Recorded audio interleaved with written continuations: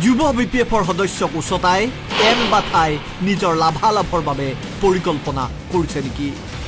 এয়া চাওক এপছুৰ কাৰ্যালয়ৰ অৱস্থা। खुलुमबाय रायजोफोर गिबि सिन्थाराव फिथांखिब्ल इउटुब चेनेलनिफ्राय रायजो राजा बयनिसिमबो दिनैनि फुंबिलिनि गोजोननाय जासिहरग्रोनाय जाबाय। स' रायजोफोर दिनैबो आं नोंसोरजोंहाय सावरायलायनो थाखाय माखासे भिडिअफोरखौहाय लानानै फैनाय जादों। जों दिनैहाय माखासे पइन्ट्सखौहाय लानानै सावरायगोन रायजोफोर। गिबि सिन्थारावहाय गोजोनथाव खौरां आङो नैबे माखासे सावगारिनि सायावहाय नोंथांमोननि सिगाङावहाय फंनैसो बाथ्रा बुंनानै होनो सानदों। नैथियावहाय दुखुनांथाव खौरां एम बाथा आदैनि माखासे बाथ्राफोरखौ लानानै जोङो सावरायलायगोन। जोबनायावहाय बिपिएफनि सीएम बिथांनि बुंनाय रावखौ लानानै जोङो फंनैसो बाथ्रा सावरायगोन। बोथोराबो जोबोद गरम रायजो राजा नोंथांमोन, गोलोमदै गलायदों। दिनै जों रायजो राजा नोंथांमोना नैबे सावगारिखौ नायनानै लादो। जायफ्रा देग्लायनि बोसोरनि टप 10 मेट्रिक आनजादखौहाय उथ्रिसारनो हाबाय, गोबां 100आव 100% नाम्बार लानानै पास खालामनो हाबाय, बिथांमोननि थाखाय गोजोनथाव खौरां। 20थि कमल कुमार ब्रह्म बान्थाखौहाय देग्लाय नैबे बिथांमोना मोनगोन। रायजो राजा नोंथांमोना सावगारियाव नायनानै लादो बबे जिल्लानिफ्राय आरो सोर मोनगोन बेखौहाय नोंथांमोना बे सावगारियाव नायनानै लाब्लानो जाबाय। बबे एकाडेमिनिफ्राय बेयावहाय बान्थाखौ होनाय जागोन नोंथांमोना नैबे सावगारिखौ नायदो। आं बेयावहाय फरायनानै होथ'ला रायजोफोर, क्लियारलि आं दिन्थिनानै होनाय जाखाबाय। नोंथांमोना हयथ' ससियेल मिडिया निउस मिडियाफोरनिफ्रायबो नुखाबाय जानांगौ। दानिया गोजोनथाव खौराङा जाहैबाय रायजो राजा नोंथांमोन, आङो नैबे फरायसाफोरनि थाखाय फंनैसो माखासे गोजोनथाव खौरांखौहाय लानानै फैनाय जादों। जायफ्रा देग्लायनि बोसोरनि मेट्रिक एग्जामावहाय गोबां नाम्बार लानानैहाय पास जाबाय, टप 10 लाबाय, बिथांमोननि थाखाय जोबोद गोजोनथाव होननानै जोङो साननांगोन। मा बियो मिथिबायना रायजो राजा नोंथांमोन? क'क्राझार मोनसे थिथागुरि गामिनि ना, क'क्राझार थिथागुरियाव थानाय जे बड'लेण्ड स्टार एकाडेमि, बे बड'लेण्ड स्टार एकाडेमिया मोनसे बाम्पार अफार होदों, एडमिसननि थाखाय अफार होदों दै रायजो राजा नोंथांमोन। बेयावहाय एडमिसन लाखांनायनि उनावहाय इन्ट्रेन्स एग्जामबो जानाय नङा होननानैहाय बिथांमोना फोरमायखादों। आरो लोगोसे 30सा फरायसुलिफोरनि थाखायबो जायगा दङ, आरो फरायसाफोरनि थाखायबो 30सा फरायसाफोरनि थाखायबो जायगा दङ। बेयावहाय बिथांमोना फोरमायनानै होदों हस्टेलनि थाखायबो सुबिदा दङ, आरो मोजाङै गियान लानानै फरायनो थाखाय खाबु मोनगोन होननानैहाय बिथांमोना बेयावहाय फोरमायनानै होदों। आरो बाखि मा दंबावो बेखौ नोंथांमोना बिथांमोननि खुगानिफ्रायनो मोजां कमप्लिट डिटेल्स खोनासंनानै लाब्लानो जाबाय। खुलुमबाय। गिबियावनो फैबाय थानाय रंजालि बैसागुनि साफ्रोमनिसिमबो गाहाम हामलायनाय जासिहरबाय बड'लेण्ड स्टार एकाडेमिनिफ्राय। मैया मेट्रिक आनजादनि आसामनि जे मेट्रिक आनजादनि रिजाल्ट होनायाव जायफोर फरायसा बिथांमोना मोजांथारै उथ्रिसारनो हाबाय, बिथांमोननिसिम गासैनिसिमबो गाहाम हामलायनाय जासिहरबाय। आरो फैबाय थानाय इयुन जिउआ जाहाथे बिथांमोननिया गोजोनै बारलाङो आरो साक्सेसफुल सुबुं सम्पद जानायाव जाहाथे जाफुंसारहैनो हायो, बिनि थाखाय आङो आनान गसाइनि खाथियाव आर'ज गाबहरबाय। दायो फैदो दानिया जे जायफोर बिथांमोना मेट्रिक आनजादखौ बा देग्लायनि HSLC आनजादाव जाफुंसारनो हाबाय, बिथांमोना जे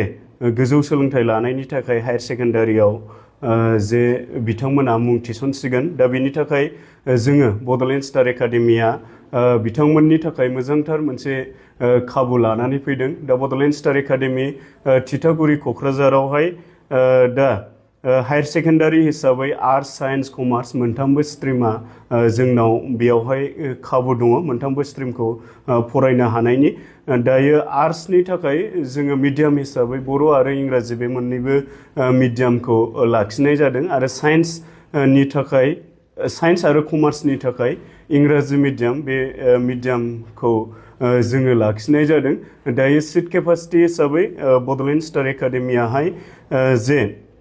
आर्ट्सनि थाखाय 60 आरो साइन्सआवहाय सेक्सन एआवहाय 30 आरो सेक्सन बि आवहाय 30 गासै साइन्सआवबो 60 आरो कमार्सनि थाखाय 40 जनल' जोङो सिटखौ केपासिटिखौ होनाय जादों दा एडमिसन हिसाबै जोङो दिनैनिफ्राय जागायबाय दा जोंनावहाय जे स्पेशल जोंनाव अफारफोरा जाहैबाय दा बयस एन्ड गार्ल्सफोरनि थाखाय सेपारेट हस्टेल दङ 30-30 बयसफोरनि थाखाय 30 सिट केपासिटि आरो गार्ल्सफोरनि थाखाय 30 सिट केपासिटि दा एडमिसन अफार बायदियै दङ जोंहा गासै बिपिएल न'खरफोरनो थाखाय 20% डिसकाउन्ट हिसाबै जोङो होनाय जादों आरो गासै मा होनो जायफोर फरायसाफोरा 80%नि एबाब स्कर खालामदों मेट्रिक रिजाल्टआवहाय बिथांमोननि थाखाय 100% एडमिसन स्कुल एडमिसन फ्रि जोङो होनो आखायाव लादों आरो जायफोर फरायसाफोरा इन्टायर आसामावहाय बा दुलाराय आसामावहायनो बर' मिडियामनि जानानै टप 10 आवहाय गाखोनो हादों बा दुलाराय बर' फरायसा आफादा बरायनाय बायदि कमल कुमार ब्रह्म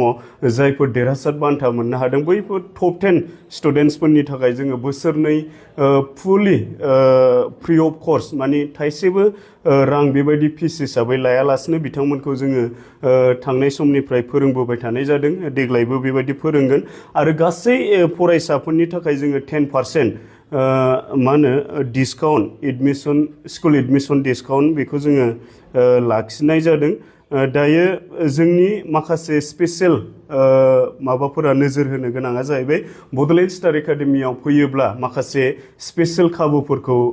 नोंथांमोन फरायसाफोरा मोननो हागोन जेरै जोंनावहाय स्पेशल क्लास 4JEE नीट बेबायदि CEE NDA NA IAF बेबायदिनि क्लास जोंनाव सानफ्रोमबो मोनबाय थानो हागोन जायफोर जेरै डक्टर जानो गोसो जानाय फरायसाफोरा नीटनि बेबायदि कर्सखौ सानफ्रोमबो जोंनियाव फ्रियै बेसेन एक्सट्रा बेसेन होनाङालासिनो जोंनियाव सानफ्रोमबो 45 मिनिट्स बा 45 मिनिट्स बेखौ क्लास जोबनायनि उनाव मोनबाय थानो हागोन आरो जायफोर फरायसाफोरा इन्जिनियार जानो गोसो बिथांमोनाबो JEE खौ बेबायदिनो सानफ्रोमबो जेनेरेल क्लास जोबखांनायनि उनावहाय मोननो हागोन स्टुडेन्टस बिथांमोनाबो गभर्नमेन्टनि बायदि बायदि कम्पिटिटिभ एग्जामफोराव बाहागो लानो हानायनि बा लिरनो हानायनि थाखाय सानफ्रोमबो बेबायदि स्पेशल क्लासखौ मोनबाय थानो हागोन आरो जोंनावहाय जोङो मान्थलि मक टेस्ट मास मोनफ्रोमबो जोङो खेबफायै बैफोर साबजेक्टनि थाखाय JEE नीट बा गभर्नमेन्ट कम्पिटिटिभ एग्जामफोरनि थाखाय जोङो मान्थलि मक टेस्ट बेबायदि लानाय जायो दा बड'लेण्ड स्टार एकाडेमिया जे एडमिसन बेखौ जोङो दिनैनिफ्राय जागायबाय जोंनाव बाराथार बेबायदि सिट केपासिटि गैया बेखायनो गासैबो फरायसाफोरा जायफोरा मोजांथार हायार इडुकेसनावहाय इडुकेसनखौ बा सोलोंथाइखौ लानो गोसो जानानै दङ बिथांमोनखौ जोंनाव बड'लेण्ड स्टार एकाडेमियाव फैनानै एडमिसनखौ लाफैनो थाखाय खावलायबाय जोंहा दिनैनिफ्राय जे एडमिसन बियो जागायबाय जिहेतु आं दहायबो बुंदों जायफोर फरायसाफोरा हस्टेल थानो गोसो बिथांमोननि थाखायबो हस्टेलनि केपासिटि बियो 30-30ल' दङ गार्ल्स आरो बयसनि थाखाय बेखायनो बारा गोबावथार खालामालासिनो थाबैनो एडमिसनखौ लाफैनो थाखाय खावलायबाय दिनैनिफ्रायनो जिहेतु जोंनि एडमिसन प्रसेस बियो जागायबाय अब्ला जों खोनाबाय ससियेल मिडियायावबो जेरावबो जों खोनाखाबाय बे भिडिअखौ आङो हगारनायनि मेन जाहोनानो जाहैबाय जायफ्रा बबेबा निउसखौहाय नायसनाखै बेनिखायनो आंनि फिथांखि ब्लग इउटुब चेनेलनिफ्रायबो जाहाथे मोनथियो बेखौ साननानै आङो बे भिडिअखौ हगारनानै होनाय जाबाय आरो जुदि बे तितागुरि बड'लेण्ड स्टार क'क्राझार तितागुरि बड'लेण्ड स्टार एकाडेमिनि गोरायुंफ्रा जुदि आंनि भिडिअ हगारनायखौहाय गाज्रि मोनोब्ला आंखौहाय निमाहा होब्लानो जाबाय मानोना आंनि साननाया जाहैबाय जेन' नोंथांमोननि एकाडेमिखौहाय जाहाथे मोनथिनानैहाय नोंसोरजों एडमिसन लादलायहैनो हायो जायफ्रा टपार बिसोरो नैबे खाबुखौ मोननो हानाय बायदि होननानै आं साननानै आंनि इउटुब चेनेलनिफ्राय आं बे भिडिअखौ रि-आपल'ड खालामनानैहाय बेखौ शेयार खालामनाय जादों अब्ला नैथियाव रायजोफोर एमबाथा आदैखौ जों बयबो मिथिगौ NLFनि चिफ ना NLFP खौ माब्ला दानाय जायामोन नोंथांमोना मिथिगौ ना NLFP खौ जेब्लानाखि बिटिआर एकर्ड जादों बे बिटिआर एकर्ड जाखांनानै फैनायनि उनावनो NLFP आफादखौ दानाय जादों दा बै NLFP आफाद जोनोम होनाय लोगो लोगो सानै सुबुङा जिउ खहा जानो गोनां जादों सोर सोरमोन नोंथांमोना मोनथियोब्ला कमेन्ट बक्सआव खोन्थाहरब्लानो जाबाय दानिया रायजोफोर एम बाथा आदैया मानो दिनैनि समावहाय रायखांजाफिनखो बिथाङा गोसोआवहाय हयथ' बिथांनिया बर' हारिनि थाखाय फिउचार साननाय माब्लाबाबो गैया बेनिखायनो बिथाङा दिनैहाय गाज्रि मानसिफोरजोंहाय लोगो जानानै एबा गाज्रि मानसिफोरखौ लाफानानैहाय समाजावहाय दावराव दावसि सोमजिहोनाय जोङो नुनो मोनदों दा नोंथांमोना बयबो खोनाखाबाय एम बाथा आदैनि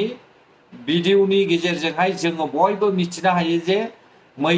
मैया समफोर जानानै थांनाय क'क्राझार कारायगावआव जे दावराव दावसि सोमजिदों बर'फोरनि जायगायावहाय नैबेयावहाय एम बाथा आदैया लोब्बा दङ होननानैहाय जोङो ससियेल मिडियायाव मिथिनो मोनदों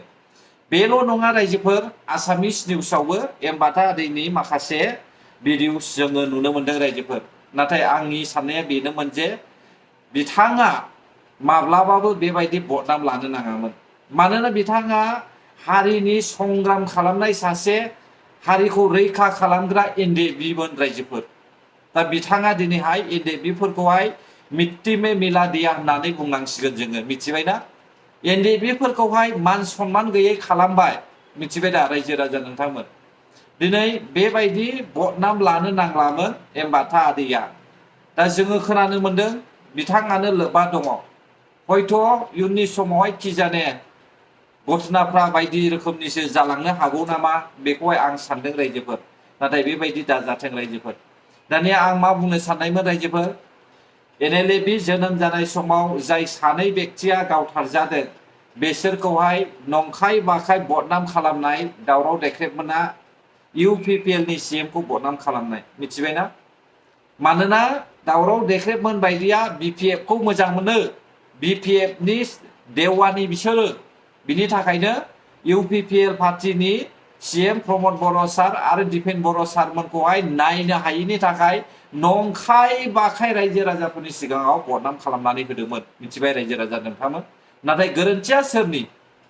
एकर्ड जाखांनायनि उनावहाय मानो गोदान पार्टी दानाय नैबेसो मेन गोरोन्थि जानानै फैदों रायजोफोर मिथिबाय दिनै बेफोर बाथ्राखौहाय खोनासङोब्ला बेफोर बाथ्राखौहाय जुदि बिथांमोना खोनायोब्ला अब्ला आंखौहाय दुखुबो मोननो हागौ बा रागाबो जोंनो हागौ मिथिबाय नाथाय आं जाय बाथ्राया नंगौ बेखौ आं दिनैहाय फोरमायनानै होनाय जाबाय थामथियावहाय रायजोफोर नै BPF नि CM बिथाङा बुंदों जे UPPL पार्टीनो भट होयोब्ला बर' रायजोआ थैगोन वाव UPPL नो होयोब्ला थैगोन ना BPF नो होयोब्ला थैगोन रायजो राजा नोंथांमोना फिननायखौ हरदोलाय जों बर' हारिया रायजो राजाया BPF पार्टीखौहाय देरहाहोबाय थायोब्ला जों बर' हारिया दुखु दाहा सहायनांगोन ना UPPL पार्टीनो देरहाहोयोब्ला बर' हारिया दुखु दाहा सहायनांगोन नोंथांमोनाबो सिन्था खालाम दे दा सोरनि सरकार 6 माससिमावहाय 6-7था जाथाया जाजेखाबाय मिथिबायना रायजोफोर अब्ला दा सहायनाङिया सोरनि सरकार बिनि फिननायखौ होदो रायजो राजा नोंथांमोना बेखायनो आं बुंदों BPF पार्टीनि CMआ लिडार जाबाय थायोब्ला बर' हारिया माब्लाबाबो गोजोननाय मोना आरो बर' हारिनि गेजेरावहाय माब्लाबाबो सान्थिया फैया आरो बर'जों हारसाजों थांज्लायनाय फैज्लायनाया गिसां गसाङा माब्लाबाबो जोबबाय नङा मिथिबायना BPF पार्टीया देरहाबाय थायोब्ला आं बेखौसो बुंगोन रायजोखौ BPF नो भट होबाय थायोब्लासो बर' जाथिया थैगोन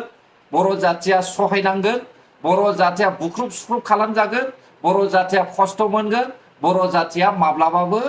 मा होनो फिउचाराव डेभेलप जानाय नङा बेखौसो आं बुंगोन दा नोंथांमोनासो मा बुजियो नाथाय आंनि साननाया बेनो रायजोफोर आरो आं आसा खालामो आं जेरैबायदि कुइसन खालामदोंमोन बेबायदिनो गोबाङा आङो फिननाय हरबाय मोनगुनिफ्राय लानानै सागुनिफ्राय लानानै सा 13 सासिमहालागै देरहानायनि आङोहाय रिप्लाइ हरबाय मानसिफ्रा गोबाङानो 9निफ्राय लानानै स्टार्ट खालामजोबदों दे रायजो राजा नोंथांमोन आरो 3 साब्रैसो दङ 14 MLA देरहागोन होननानै बुंगासिनो दङ नाथाय आंबो आसा दङ आरो भटनि रिजाल्टआ माब्ला जागोन आंनाव सोंदोंमोन ना नोंथांमोना भटनि रिजाल्टआ जाहैबाय 4 तारिख मेयाव जागोन दा बे 4 तारिख मेयावहाय जोंनि UPPL पार्टिनिया रंजानायनि बमखौ गावथारनांगोन एबा गावथारनो मोनगोन होननानै आङो आसा खालामदों नाथाय बाथ्राया मोनसे दुखुनांथाव रायजोफोर BJP पार्टियाबा मा खालामनो सानदों बेखौबो जों सिन्था खालामनांगोन अब्ला गोजोन्थों रायजोफोर जायफ्रा आंनि भिडिअखौ जोबजासे नायबाय बर' हारि जै जाथों जै बर' हारिनि